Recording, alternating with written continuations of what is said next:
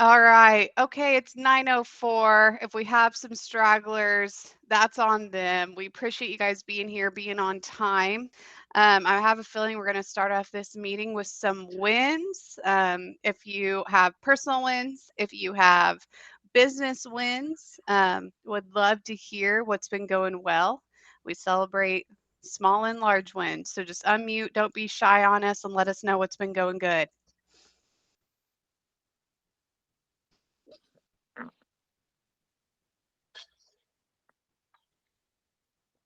Oh gosh.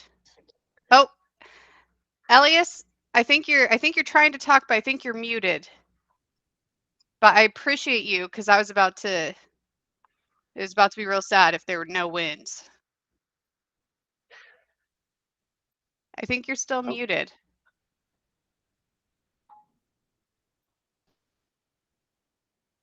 Let me see. Can you unmute him, Bryce? No, we don't. No, we can only mute. We can't unmute. Dang it. Well, That's Elias, if it not doesn't supposed to work know out, that. send us in the chat. Anybody, while we're waiting on him, anybody have a win that they'd like to share? Oh, I think he got it. Yep, I'm ready. Yes, tell us. So Bryce is my coach. Just want to shout him out real quick. Shout out to Bryce up in the corner over here. Come on, Bryce. I just want to let you guys know that we got our first bid over $50,000. So our first job totaling over $50,000 in sale. We just got the contract in yesterday. We're looking over it. We're going to be signing it soon and then getting to work. So we're pretty excited about that. That's going to be a big deal in the business. It's definitely going to help give us a step forward. So that's Come on. Yes. Yeah. Oh yeah. Yeah. Love hearing about that stuff. When you're surprised by a client in the group call with a win, that's always Yes. good. Absolutely. Anybody else have a win that they want to share before we get going here today?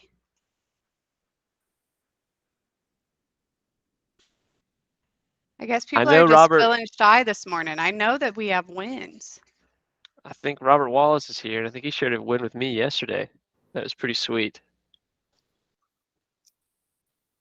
Willie wears his hand. I see you. Go ahead, Willie. I don't really have a win, but I woke up this morning. That's about all I got for you. That's the win for me. Some days that's all we can ask for. Yeah.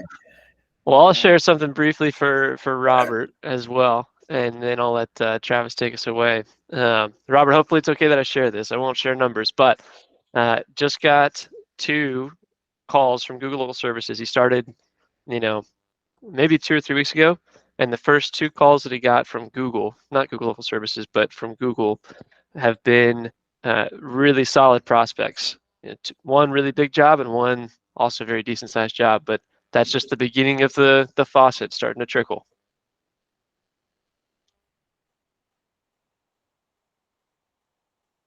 Oh, I think we just had a win shared here in the chat. I feel like I'm on a radio show right now.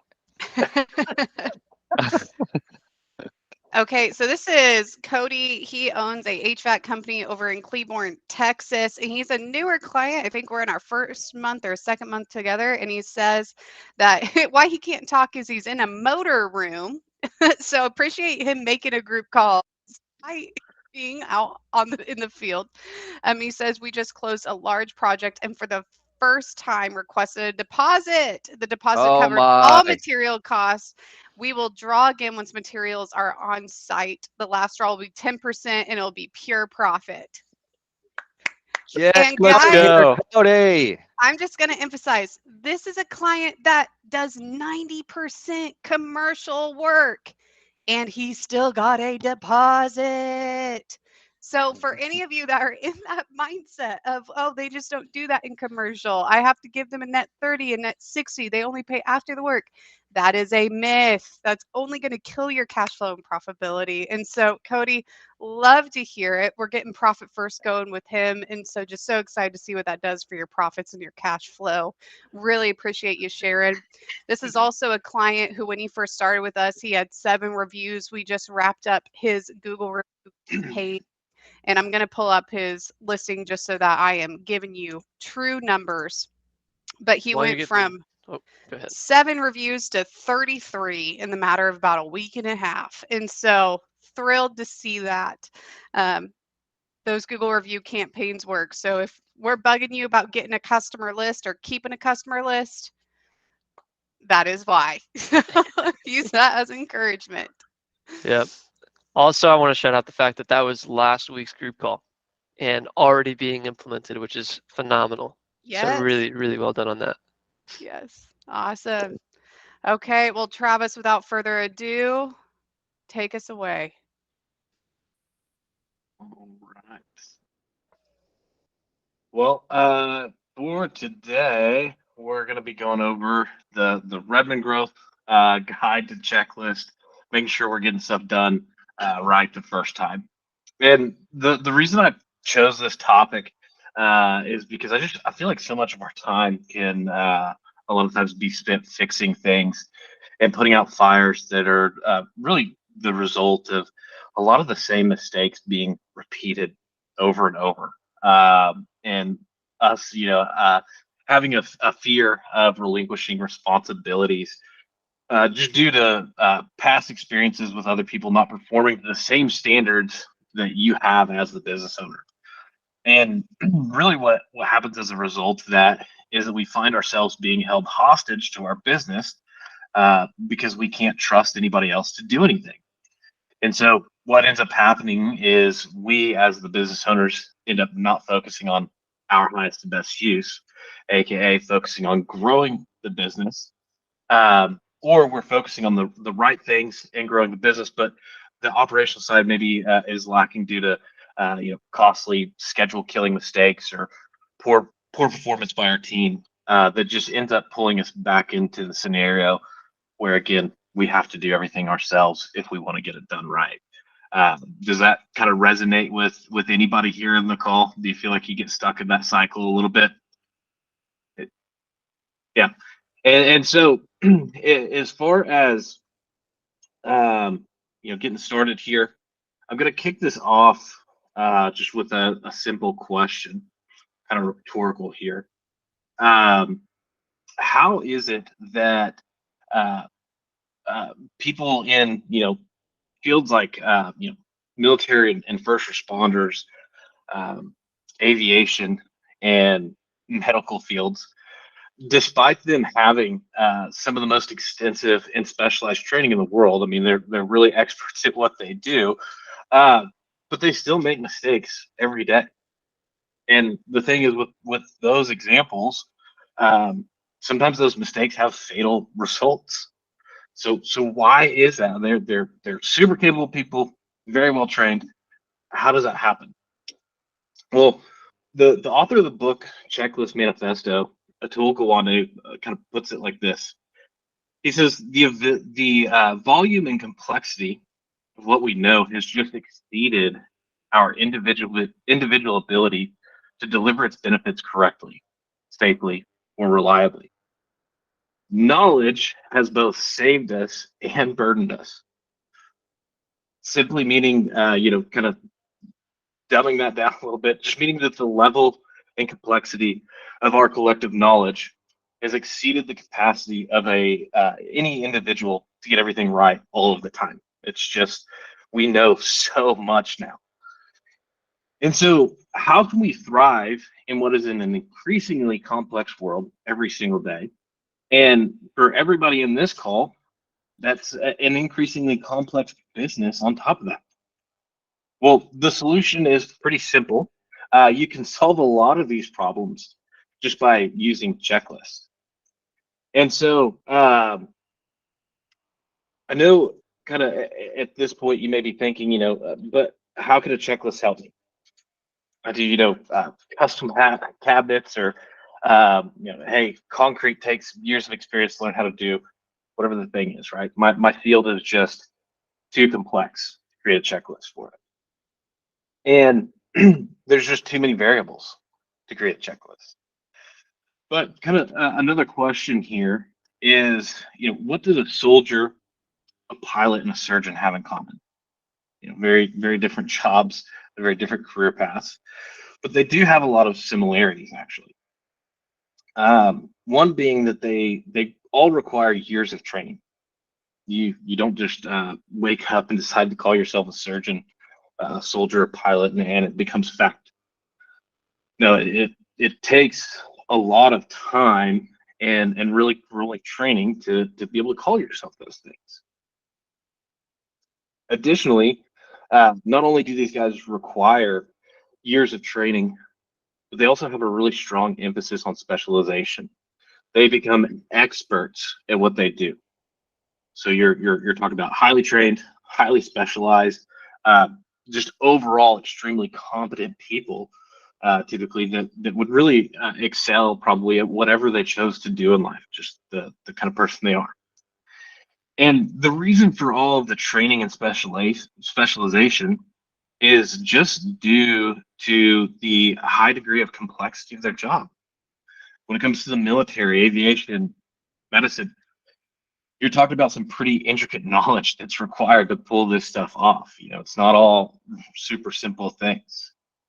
Um, and to that same kind of note, another thing that they have in common is that when they do make mistakes, unfortunately, their consequences can be fatal. We're talking about literal life and death. Not to get too dark here, but it's just the reality. It's why they have to go through such intensive training and why they ask them to specialize and become experts in individual areas. It's because it's life and death. Now, last thing, point that I want to make here that all three share is they all rely on checklists to reduce human error. Again, really capable, highly qualified, highly trained, highly experienced people relying on checklists to reduce the human error element that just exists, which is the reality of life. Now, it's not necessarily always a checklist to teach them how to do their job. Again, they've already been trained on that. They specialize in these tasks. But it's to eliminate mistakes. It's to stop those little things that slip through the cracks from happening. And it's just, to me, it's kind of crazy that despite all of the training that they go through, they still rely on a checklist to make sure that those most important things that can result in those life or death situations are just being prevented.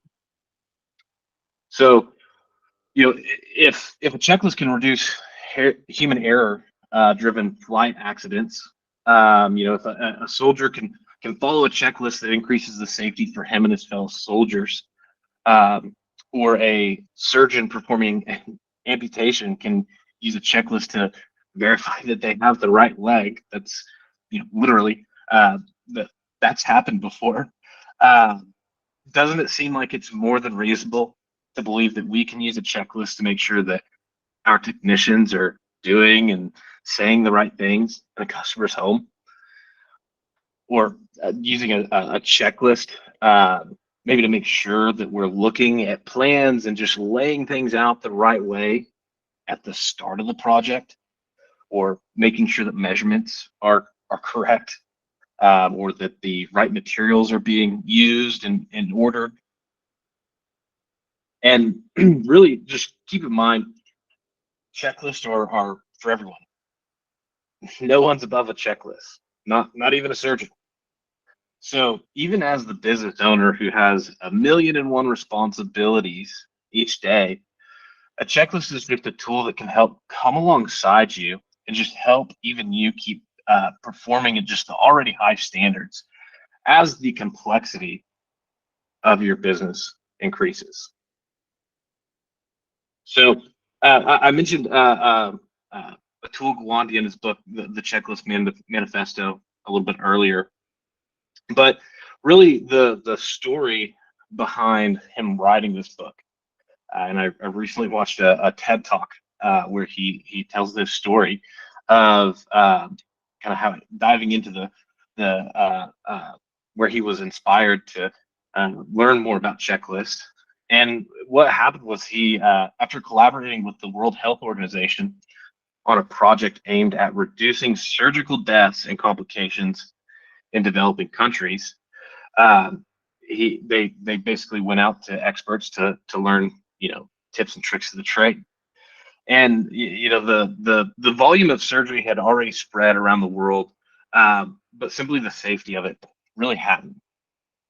And so normally when he and his team were hired for a task like this, um, he and his team's solution typically would be things like give more training, increase specialization, or simply bring in more technology.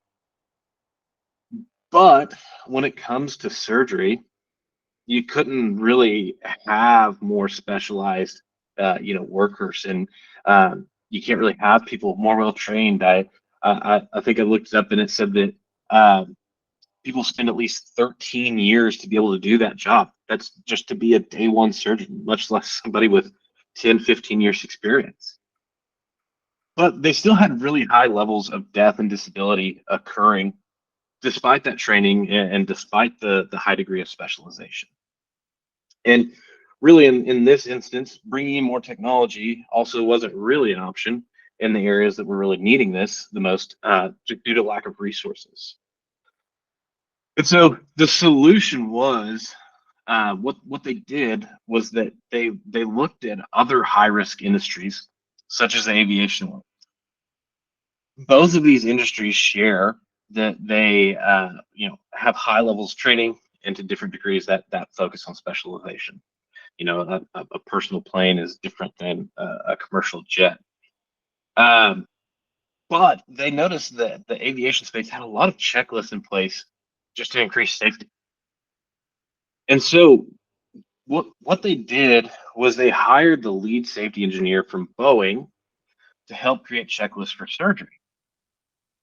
Now, when they were creating these checklists, when they went at the onset, the idea and the game plan wasn't just to create checklists for nurses or assistants or surgery techs, but for those experts, the tipping top guys that really put in the most work, that were the most skilled, the most experienced, the highest level of training, and really along with it, they have really a lot of pride. So maybe there was a little bit of resistance to these checklists. But what they found when working with the lead safety engineer from Boeing was that creating a checklist was a little bit more complex than he first thought. Reason being, there's just some things maybe he hadn't really thought of that goes into creating a good checklist. One of which being that you have to find pause points where you can actually catch a problem before it's a danger and actually do something. So just for example, identifying that this is a before takeoff checklist. So it has to be done before the plane's in the air, right? Once it's in the air, there's nothing you can do about these things. And really the goal of the checklist is to focus on those killer items, the big things. It's not necessarily a recipe for how to fly the plane. It's a reminder of the key things that really get forgotten, right? So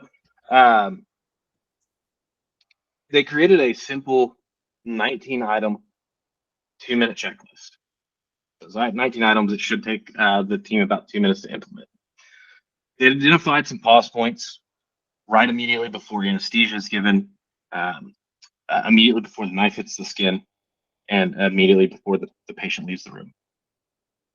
The checklist included really pretty simple things like making sure that an antibiotic is given within the right time frame, because that cuts the infection rate in half.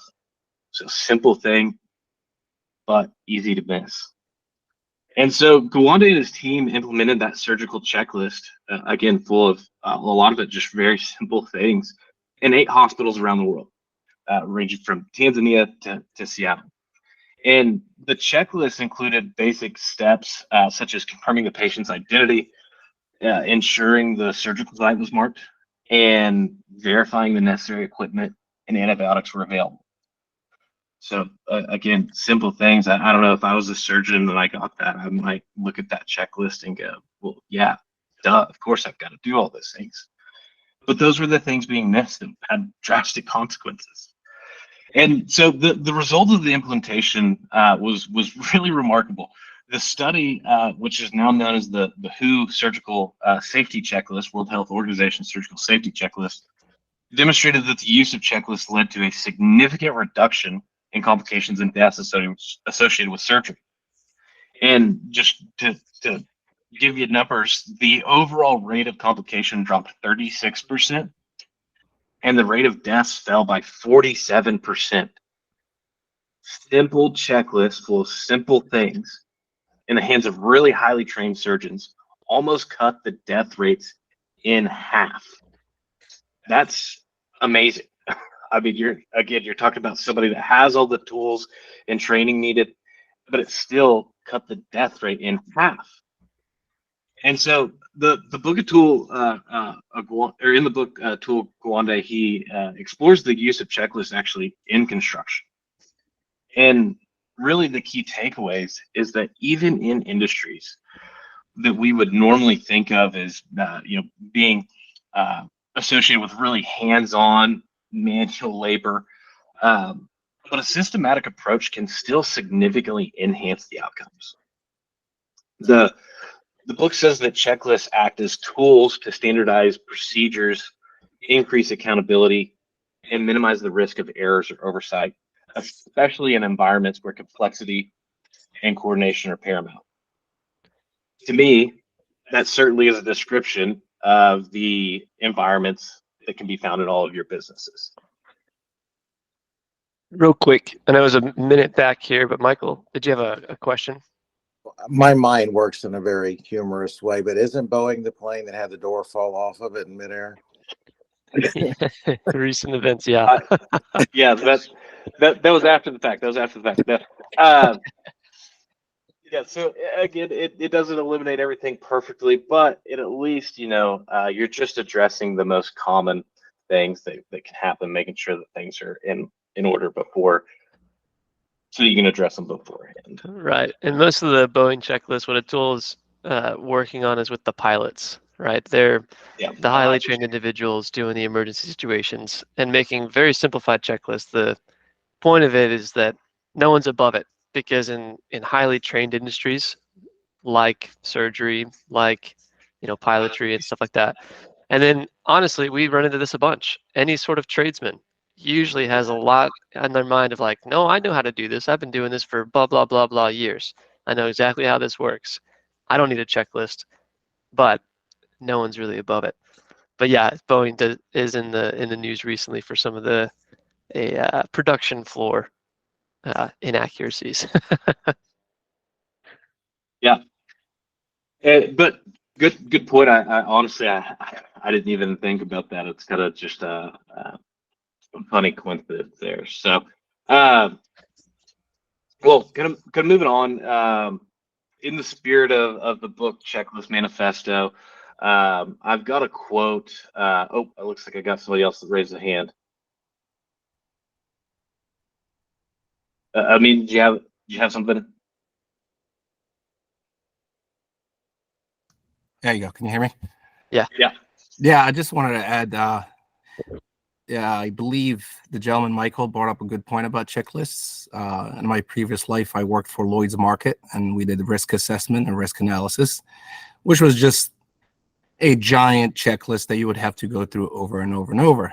One thing we have to remind ourselves are checklists are made to fail unless they are updated, renewed, and you add in components to them as you go on that you haven't had in the past. Also, checklists might vary from one job site to another or one company from another. And it's not something that you just sit and you just go by every day. It's something that you have to tap in and like update on a daily basis or maybe on a weekly basis, given what you went to the experiments that you went through that week or with that job. Yeah. Amen. That's a really yes. Yes. I mean, Lloyd's Market literally makes a living just on checklists. Yes. No, people think it's a set it and forget it thing, or they think it's, oh, I created it, now the team's going to use it. And it's like, nope. The checklist is only going to work if we use it, and it's only going to work if we're consistently looking at it and we're saying what's going well, what needs to be improved, and we're holding the team accountable. Otherwise, you just went through all the work of putting together a checklist for nothing. And so I really appreciate that feedback. Yep, you're welcome. And just risk mitigation checklist, Yeah, absolutely. Yeah, great. Thanks for bringing up that point. I mean, so, well, So on this next slide, I've got another quote from Charlie Munger. And guys, I promise I went back and looked. I think every time I do a group call, I've had a quote from Charlie Munger. It's not intentional, but again, he was Warren Buffett's right hand man for so long. Made billions of dollars during his lifetime, and so I guess there's definitely worse people that I could be quoting every time. But he just doesn't. He always hits the mark. And as it relates to checklists, he has this to say. He says, no wise pilot, no matter how great his talent and experience, fails to use a checklist. Just kind of going back, reinforcing that, hey, even an expert, somebody with a ton of experience, if they're good at what they do, they can kind of swallow that pride a little bit and realize that, hey, this is going to make me better. It's just going to improve my performance. Now, why is that? What are some of the things that checklists are going to help improve in my business? What are the things that are going to help improve my business if I implement them? Well, checklists can help improve efficiency. They can help make your team more efficient by making sure that the right tools and materials are on the job to start the day. Or making sure, I don't know, make sure that maybe sheetrock doesn't go up until electric is run. Just simple order of operations of things that seem like no-brainers, and to some degree, honestly, they are. But this is the stuff that happens, and it can be costly from both a time and a financial standpoint, and can happen just from an honest, mistake, a lack of attention to detail. Especially in a complex, fast-paced environment with deadlines. It's not ill-intended, but hey, we're trying to get this done and got moving a little bit too fast, right? They can also help you in create more consistency by creating a checklist so that every member of your team does things the same way, ideally the way that you do it, or the way that your best performing team member does it, instead of their way. So this is going to help your business scale no matter who's doing the installations, by maintaining the quality and attention to detail without you being the one doing the work, or prevents you from being held hostage by a great employee, because they're the only one that can do it to this level. And so no matter who is doing the work, still comes out with that great high quality finish that your customers have come to expect from you. But they also help enhance communication by creating a standardization of how and when things should be done. This is an area where it can require less time being spent communicating and maybe managing your team to make sure that these disaster things aren't happening. Or maybe it helps somebody stay busy doing the right things, and your team is getting that communication not from you directly every time, but from an automated source that doesn't require your repeated input. You have a system, so they know where to go, what to do, how to do it. But it can also help reduce errors. So just make sure that key steps are being followed. Remember the story about the World Health Organization surgical safety checklist. Just by giving a patient an antibiotic within the right time frame after surgery cuts that infection rate in half. Simple step, easy miss, fatal consequences. So just helps reduce the errors. And finally, it also creates an environment of accountability. When your team is signing off that they followed and completed a checklist, there's a documented trail of accountability that they did it the right way. So that if problems pop up down the road, you can say, hey, you signed off on this saying that you did X, Y, Z. What happened? Clearly, you didn't do those things. And when you address these issues as they come up, or address using the checklist in your weekly team meeting, you'll see that people take the checklist a lot more seriously, and pay a lot more attention to the details that can prevent inefficiency, poor quality, or even disaster in your business. And so just kind of, again, back to Nicole's point earlier, just giving somebody a checklist. Okay, great. The accountability that you can create with that checklist is really where the magic happens. And so let's dive in here into the kind of the nitty gritty, the details that we need to know for how to create a checklist. So when it comes to checklist, a key concept or idea to keep in mind is there are really 3 layers to a checklist. That first layer is the process layer, simply identifying how the system is executed. Is this a do confirm style checklist or a like read do checklist? What I what I mean by that is just, is this a checklist to confirm after the fact, hey, all of these things are done that needed to be done? Or is this like a read one line, do it, check it off, read the next line, essentially a do and verify or a order of operations imperative checklist? Okay. Um, Next would be identify your pause points, the areas that are logical stopping points or starting points for the checklist to be implemented. Right. Again, in the Atul Gawande's example, they identified 3 periods during the surgery immediately before the knife hits the skin, and before the patient leaves the room. I can't remember the other one. But they identified the stopping points. Okay, hey, logically, this is when we can stop and implement the checklist. But the process layer is just that step by step, check this box system of what things need to happen. It's probably the traditional part that you really think about. The next is the presentation layer. A checklist can really only be as effective if it makes sense to the person using it. So it has to be specific, it has to be concise, it has to be easy to understand. Make sure that we're keeping the wording simple. Use language that is going to be familiar to the person that the checklist is intended for. Don't fill it with acronyms or jargon that could be misinterpreted or not known by everybody. We want to keep it simple. Make sure that the flow of the checklist is fluid and easy to follow. And with the presentation layer, this kind of phase of the process, it might be the most fun part of checklist. Because that's when you kind of bring it to life. You get to throw some color on the document. You get to add your branding, your logo in a few spots. But the reason why that stuff is important is because it makes it a little more real to your team. It shows just a level of seriousness and commitment on your end to this system. And it makes it feel like something that's not just going to go away. It's not just going to be here today and gone tomorrow. They know you're kind of invested in this. And the last part is the purpose layer. So if the presentation layer is the most fun layer, this one is the easiest to overlook, but perhaps the most important. Again, getting to that team buy-in. When you're talking about buy-in from your team, this is going to make all of the difference. Connecting the checklist to the why. Why do we have it? Why do we need it?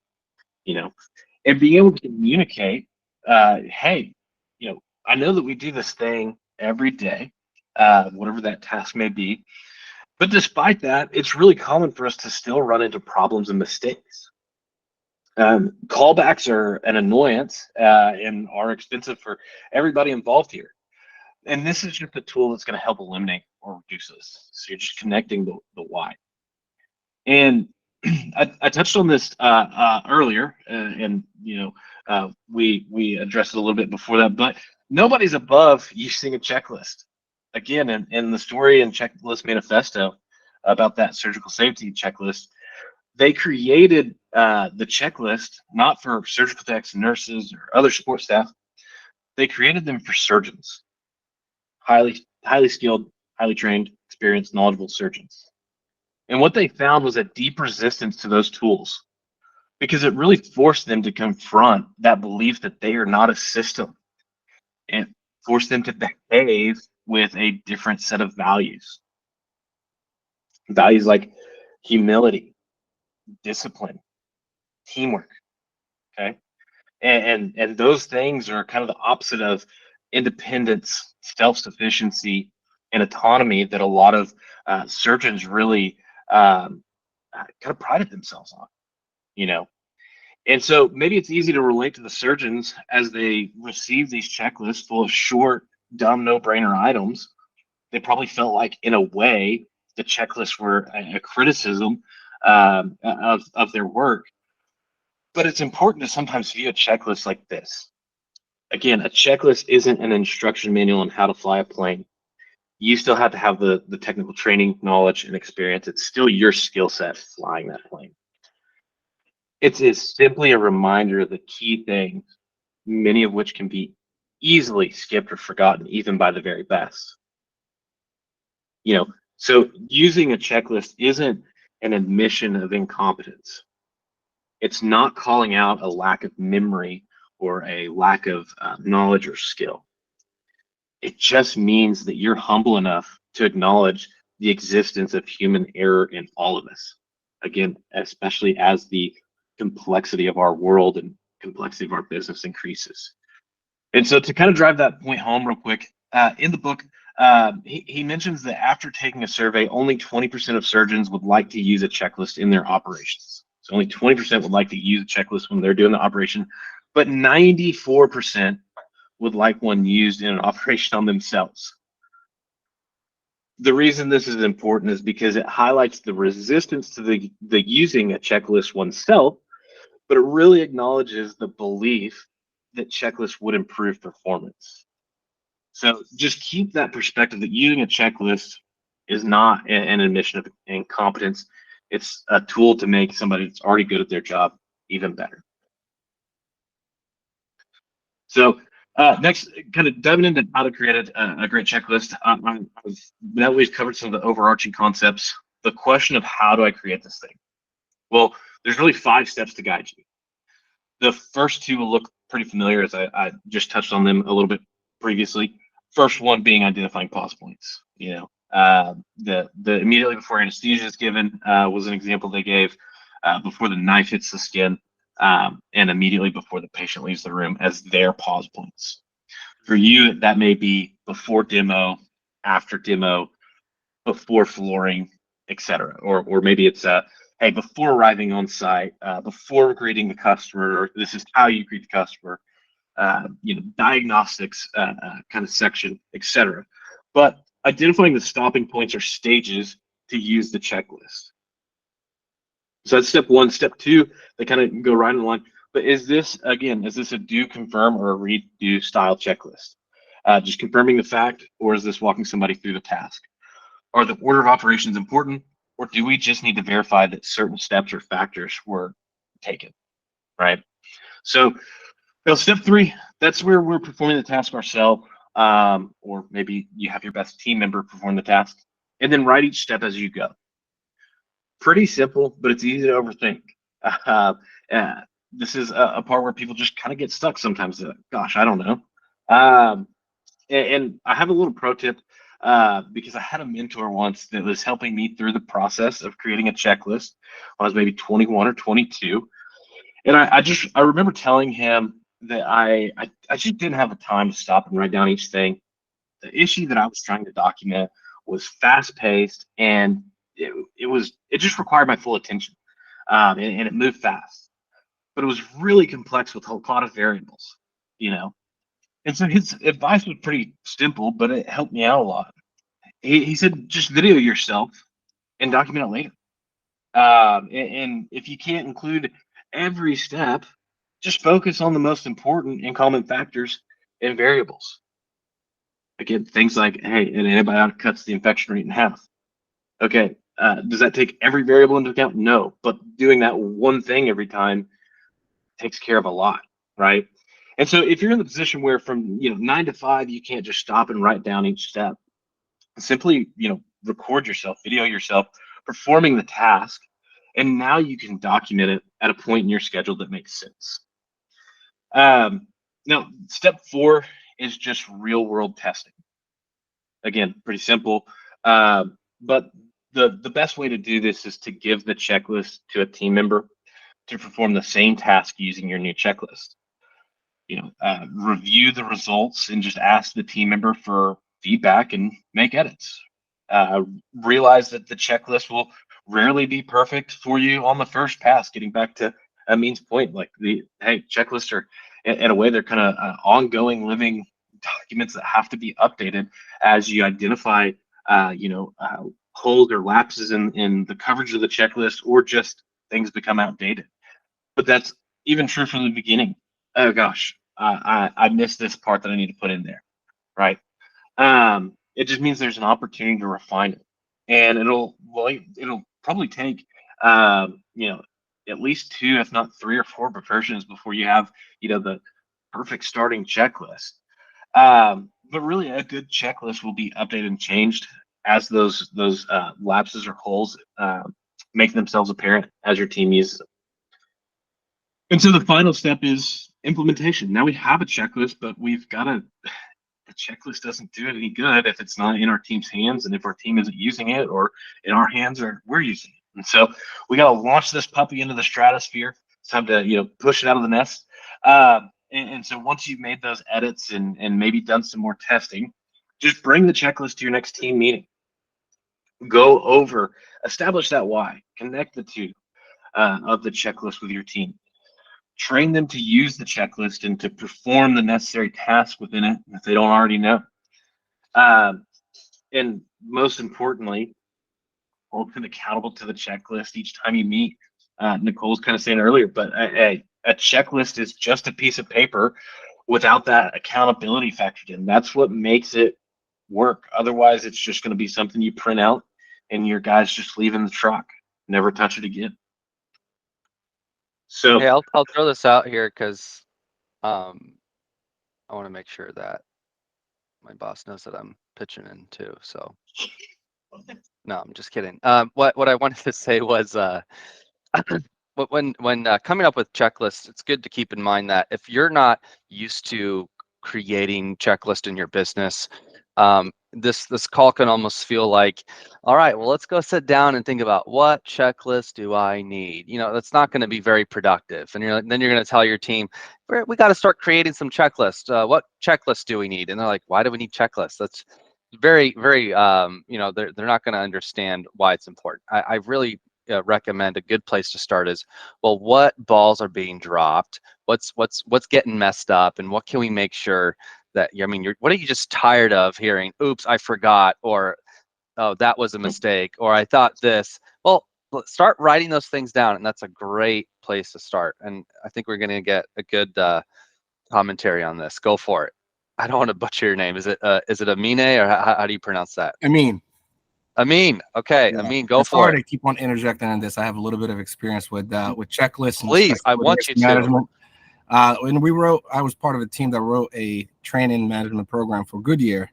And what we found that works best for these checklists, and what we concluded, is to start them with key phrases or key words. Instead of saying, for instance, don't excavate this area, you start the memo by to ensure blah, blah, blah, or to avoid something, or so you put the goal of the checklist first. So that way it catches the reader and they know, okay, I got to do this. They have a clear understanding that I have to do this to get this or to not get this. What we've seen with other checklists that lacked is if you say, A, B, C, and D, and somebody has to follow it, the more that person has experience in the field, the less they will take your checklist serious and kind of push it to the side because it's just repetitive, it's redundant, and human nature is just to shut it off, push it away. This is the same thing I do every day.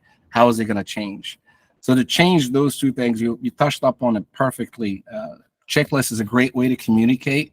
I think of them as like an on-field memo, like something and that's how they should be treated. Like every day, every group, every project, you have to make sure that that checklist fits the team. And even if you can add the team's name on there, it helps because it gives you accountability and also builds like a team kind of thing.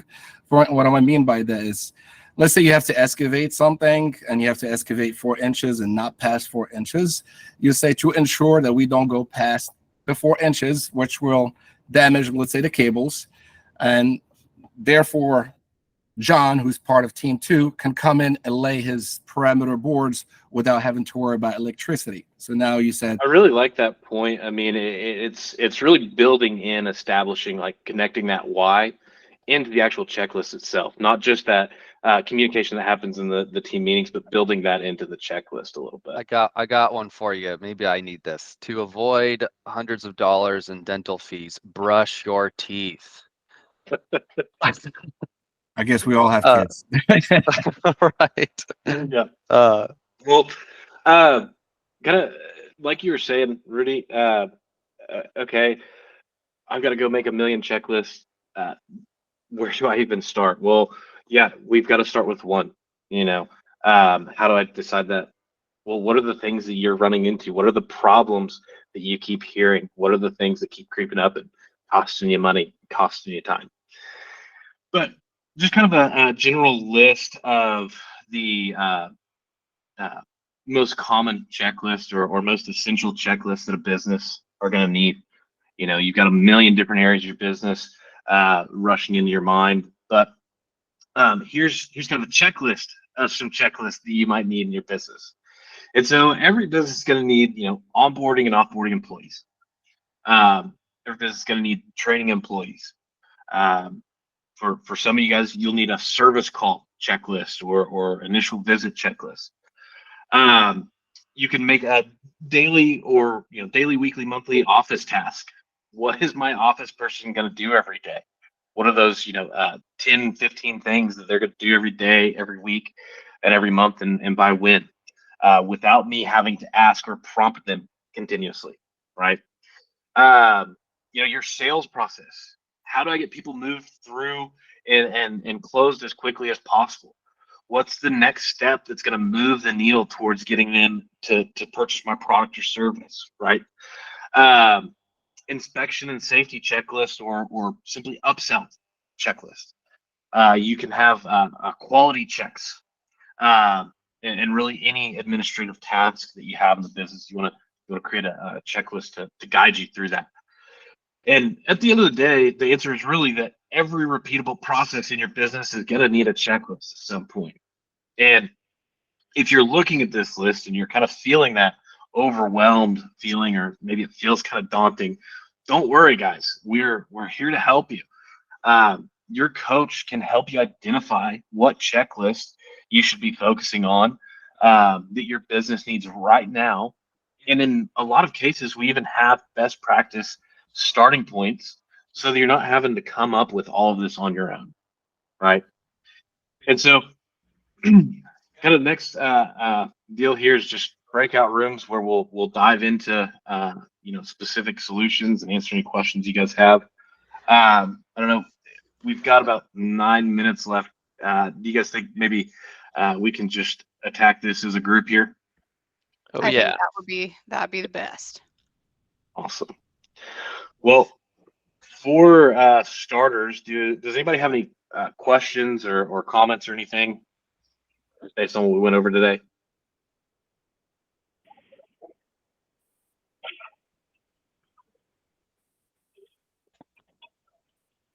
Nope, going once, going twice. Okay. Well, I thought Perfectly a question covered. was going to pop on, and then I saw a nice gulp. So no, that just cracked me up. I loved it. I thought it was a hydration commercial. So yeah. The Celsius. Elias, did I you have a question or anything? I just want to let everybody know to stay safe today. Go out there, make that money, and build businesses. And thanks for everything. Good message. Appreciate you. So, well, guys, one of the things that I'd like to go over is just what are some of the things. I mean, the concept of checklists probably aren't completely new to you. You've probably thought about them at some point to some degree. But what are some of the things maybe that you guys have run into that kind of prevent you from creating or using checklists in your business? Is there anything that comes to mind? Is it you feel like your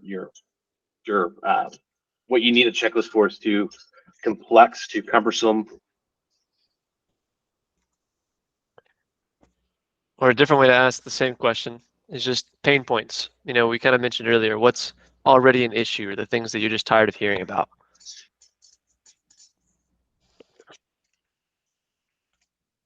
Anybody want to share or start calling names?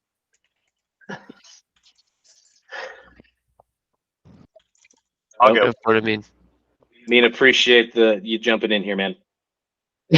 I feel like I'm the teacher's pet here. So I think one of the most things that I personally had a hard time with is getting employees to comply and follow the checklist. Getting them to actually take the checklist seriously, and what tools can I implement to get them to take the checklist seriously. And I think what we've ended up doing, and then a lot of companies I've seen are doing now, especially construction companies, is we made them into a QR code where you have to scan it, and I see that you've scanned it, and then you file it, and then you're clocked in. I think that's a beautiful way to start. We have a whole group call about this specifically, how to get your team to implement change. Because that is one of the biggest frustrations that we hear clients say or face is, Nicole, I get it. I get why this benefits me. I get why I should do this. I just can't get my team to do it. And sometimes I think we can just get into that mindset of like that no matter what, I'm just not going to be able to get my employees to do something. And that really is a myth. And I love that you are implementing that extra accountability, because accountability is huge. But I'm also going to put a link to that specific group call where we go over how to get the team to implement change, what tools to use, what meetings to have, all of that good stuff. And so I just put that YouTube link in the chat. And so if you want to save that somewhere, it's also, of course, in the group call inventory. But I know sometimes that can be a little bit overwhelming looking at the hundreds of different calls we have in there. So if you want to save that link, that would be the best one for you. Yeah, one thing I'll throw out there is that this never goes wrong, because I think it's so helpful just even internally for us is, if there's a process we're wanting someone to follow, then just at the very least, I know some checklists is like, okay, they're probably going to fill this out 5 times a day. There's no way of actually, I don't want to make it too cumbersome. I don't want them to have to fill it out and turn it in every day or take a picture. Maybe it's just follow the stinking process, and maybe the only way sometimes to do that is just, it's a little bit of trust, but it's at least checking in every single week and asking them, are we following this specific process? Are we able to at least, do and then confirm with this list that we're following the steps that we need to? At least check in and ask them, but really not like, hey, are we doing this? Yes. Okay, bye, next. No, like, hey, are we actually following these steps? And how do you find out sometimes when they're not? Well, something's going to get missed, and that's always a good time to kind of reintroduce something, or not even, or just remind them. But if something is important, I would make sure to have a recurring time in your weekly meeting where you just at least check in, or every so often let them know, hey guys, I'm gonna spot check some of this every once in a while. And so be on your toes. We really have got, but if you don't talk about it and never bring it up, I promise that checklist will go die and sit in the graveyard of unused checklists. So you've got to talk about it. You've got to bring it up. I guess I could tee off with a follow-up question. Chris, I think you were going to say something here a few minutes ago, and then Amin desperately wanted to say something. I'm just kidding, but yeah, I'll if you remember what you were going to say, I'll let you take that up. Yeah, absolutely. It was just mentioning that sometimes I feel, and I know Nicole say that this is a myth, that it slows me down, that it's too cumbersome, and it actually, I feel like it slows the process down sometimes to actually have to go through the whole checklist of whatever. Because I mean, in construction there can be a lot of checklists for a lot of different things, and sometimes it feels in the build process that it might be slowing us down, and I can just do better without it.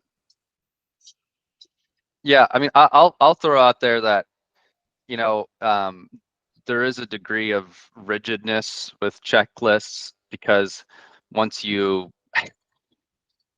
put the once there's one small crack, the whole thing falls apart. No one follows anything, So I think, but I think as a leader in the organization, it's important to keep in mind the gray area, but not to, but I think that's for you to determine what's black and white, to your employees. And if you clearly think that, that if one of these steps are missed and it's not detrimental to the project, just weigh out the pros and cons, and I think it's just good for you to decide, what's good and what's not. Maybe we're making these checklists too simple or too micromanagey, and maybe that there isn't a use for a checklist in that specific process. Maybe we need one for something else. Maybe you only need it for when it's a big game changer if something's actually messed up, like payment. I highly recommend getting some kind of payment process checklist in mind. When are we going to get communication sent out? Super easy things to miss that make a big difference. Did we get payment? How do we find out? Did we confirm? Did we set expectations? Those are the kinds of things that I highly recommend having a checklist for. So, I mean, if in all honesty, if you're like, hey, I don't feel like this is actually benefiting me, then I think that's okay as well. I mean, let's find the right spots to implement it. Yeah, I mean, I definitely agree. Like payment checklist for sure. So yeah, one thing I'd like to throw in there is again in checklist manifesto, they really stress the importance of hey, sometimes what are like the 5? I know there's a million steps. What are the 5 things that if not done properly can have just really drastic consequences, right? So maybe your checklist doesn't cover everything that could possibly be done a certain way or go wrong, but it does prevent the worst case scenarios from happening. Those disastrous things that maybe it does slow you down marginally in the moment, but it prevents time and money loss down the road. So I guess it's overall just maybe a simplification of existing checklist. Yeah, it's an experimental process as well. Yeah. So, well, I think that just about wraps it up. Travis, I'll let you break us out. Gosh, I feel the pressure. You're the best of this. But if you guys could unmute and we'll just break it down to growth on 3. 1, 2, 3. Growth! Somebody left right before the countdown. I'm going to find out who that was. All right. See you all later. See you guys.